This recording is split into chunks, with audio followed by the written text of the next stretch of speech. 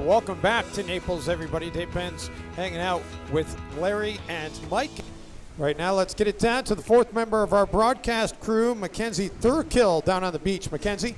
Thanks, guys. Now, in this race, it purely comes down to rider ability. All the watercrafts that these guys are on are straight out of the box with 0 modifications, which means you at home can just as easily go out to your local Sea-Doo dealership and go out on one of these bad boys in the water, guys. All right, thank you very much, Mackenzie. And that is one of the great attractions to this sport, is that you can feel like you can just go out and do it. Now, going out and buying the personal watercraft, getting it out of the water is one thing. Racing it at the level these guys are doing it at is a whole nother animal. Well, you know, it's very good for the manufacturers, whether you're on a Yamaha, Sea-Doo, those makes, Kawasaki. It's good for the manufacturers to be able to know that people can go to the dealer, purchase a machine, and there is a place that if you have the inclination you want to race, there's a spot to do it, and we're doing it right here in Naples, Florida. And a little bit later, we will see the GP class, and that means you can modify it any way that you want, and that changes things entirely. That is a whole different animal. That is essentially the unlimited class, and you'll see runabouts out there well in excess of 400 horsepower. It's a whole different animal. And you see Dykowski, who had the pole position, got the whole shot, and continues to lead right now over Tim Ducat, riding in second pretty much the entire way, followed by Eric Francis, and trying to make his way to the podium. Brett Venderley is still hanging in, but some ground to be gained if he's going to get to the podium. Well, yesterday we watched these riders qualify as they reach for that qualifying position to try to find their spot online. Now, what's exciting about this style of racing is that this is the main event. It's not moto style. We're not adding motos together to get an overall winner. This race is it. And we've got less than 2 minutes remaining before they'll take out the white flag to indicate that it will be the final lap. They go for 10 minutes and then go to a final lap after that. So it is a little bit of an endurance race and a little bit of a mental game that you have to play as well. Very much so. Like Mike was saying, you know, these guys, a lot of them have ridden other races earlier in the week. They've run qualifiers yesterday, but it all comes down to today. So you've got that added mental pressure to go along with everything else. Dykowski, still your leader on the number 8 machine out of Rydell, Georgia, as he works his way through the right chicane. Tim Ducat trying to close that gap on the 149, and then Eric Francis on the 37 machine.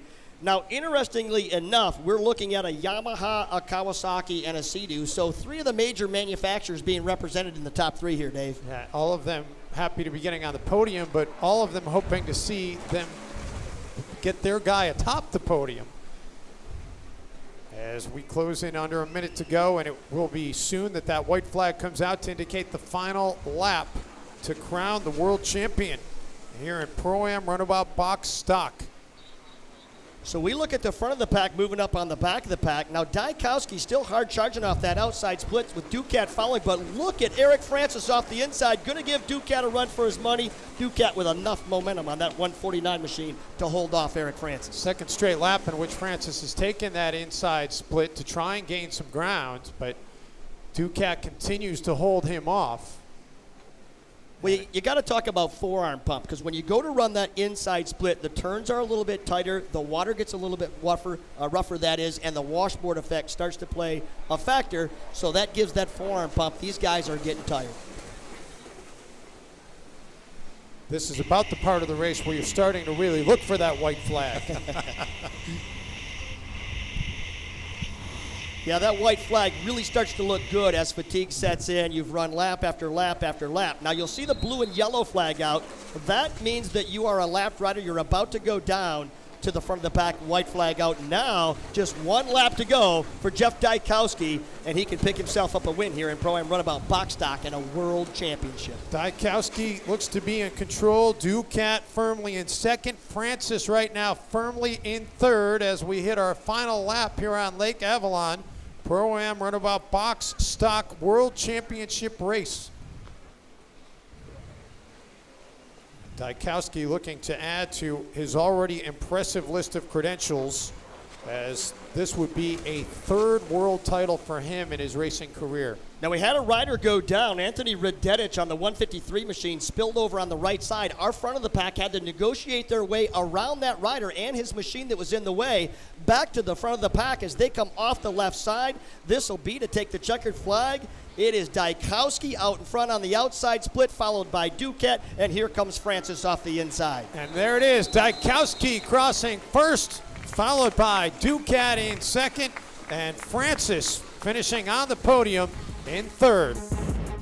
I'm here with Jeff, AKA Jaws. Now, you were leading majority of the race. At what point did you know that you were in the lead and that you were going to win this? After 5 seconds. Fair enough, fair enough. What's going through your head, though, that last 2 minutes or so? The last 2 minutes, pray for patience. Oh, Lord, give me patience, and damn it, hurry up. All right, well, thank you, Jeff, and congratulations. One more look at the final results from Pro Runabout Box Stock Class. Jeff Dykowski, a runaway winner, an impressive performance. One champion has been crowned. More to come here on CBS Sports Network.